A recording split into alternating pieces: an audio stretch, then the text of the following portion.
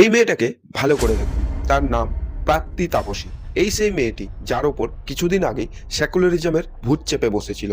আর যখন বাংলাদেশে শেখ হাসিনাকে সরানো হয়েছিল, তখন সে জোরে জোরে চিৎকার করে আনন্দ উদযাপন করে ভিডিও বানিয়ে বলছিলেন, হিন্দু গণহত্যা বলে কিছুই নেই, হিন্দুরা বিপদে আছে, এগুলো সব আরএসএস এর চক্রান্ত।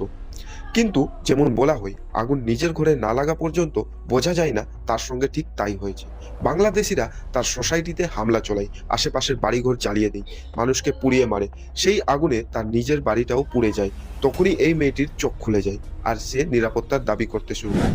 এখন সে নিজেই বলছে, সেকুলারিজম কাগজ কলমে শুধু আছে, বাস্তব জীবনে আসলে হিন্দুরাই বিপদের মতো। তবুও এখন কিছু মানুষ এই ছন্দ সেকুলারিজমের ঊর্ধ্বে উঠতে পারে না, আর বাংলাদেশে কি হচ্ছে সেটা নিয়ে ভাবেন না। প্রায় যখনই আমরা বাংলাদেশ বা বাংলাদেশি হিন্দুদের কথা বলি, তখনই আমাদের বলা হয়, তোমরা তো হিন্দু মুসলিম করছো। কিন্তু তাহলে এগুলো কি?